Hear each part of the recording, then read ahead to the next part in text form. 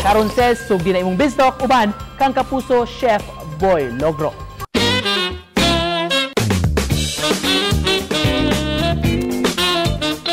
Mabusog gayud kamo sa ato ang ka-interview this morning mga Kapuso. Kay makauban nato ang ato ang idol sa kusina, Sir Chef Boy Logro. Kumusta? Mayong buntag. Good morning.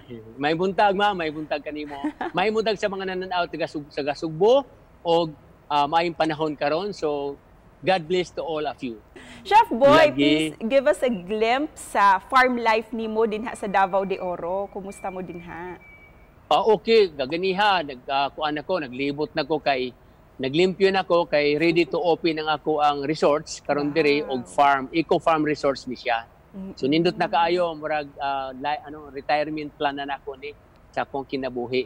After all, maghimo na tag farm para magtanom og gulay, magtanom og saging, balanghoy og kamote para may nay makaon. Wow, maayuhan Chef Boy. Oy, kanang unsa pud ang mga giandam nimo dinha sa resort? Gawa sa mga facilities, of course, ang mga lamian nga pagkaon, unsay dalit nimo dinha? Ika-offer nimo dinha? Diri native. Oo, nagtanom man gugog sampalok, dagko na sinampalokang manok. Unya ang specialty diri kanana ang naamo koy lagon na koy fish pan. So siyempre tilapia ay sus lami kayo kay butangan nimo gata, iprito nimo, nya gataan nimo, butang tuno ay sus lami ang hanggamay muna lami kayo. Muna akong giapagabalahan diri sa akong farm karon. Balikan usa nato ang imuhang mga humble beginnings kay dito man ka nagdako sa Biliran. Unsa tong mga fond memories nimo during your childhood dito sa Biliran? Akuan ko kanana ang farm bukod sa farmer ko sa Biliran, nya kuan ko kanang fisherman. Kanang mangingisda gyud ko. Hapit kanit tinatawagan nila nga muro ami. Kay nakumbok, nagyelo na, nagdilaw na tungod sa dagat ba. Kay mangingisda pag gyud ko sa akong pagkagamay pa. So kining hitabo nato karon nga mura tag back to basics no tungod ni ining quarantine dili ra jud lisod kaayo i-adjust Sir Boy. No?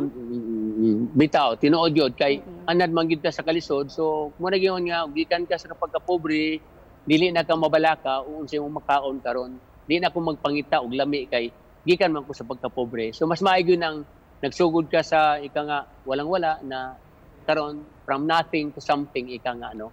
So, dili na ko mahibulong naani ron kay anad man ko sa pagkaon nga pinobre lang.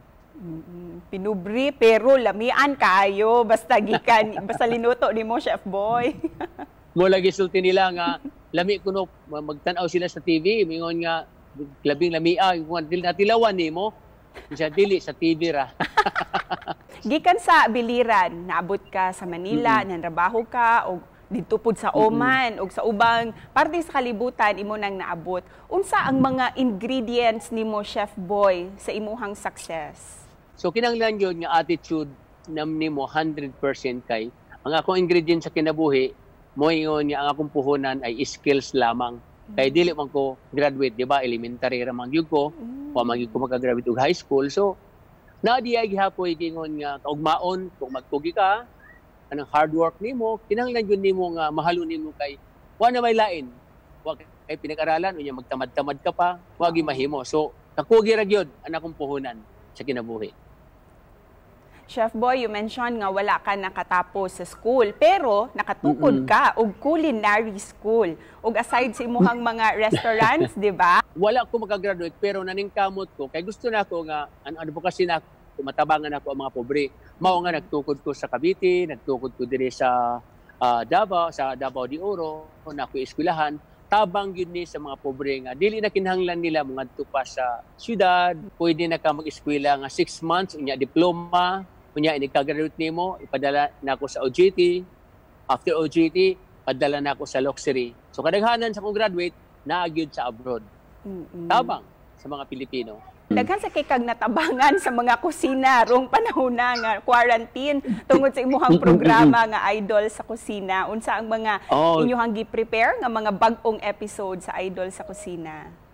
Ang akong ginatudlo, simpleng luto, simpleng preparation, madaling makatunan. Muna nga alay yun sa mga sama ng mga mga Cebuano, nya pobreta, kinahanglan nga makaon tag lami-lami. Tan-aw lang kanunay sa idol sa kusina.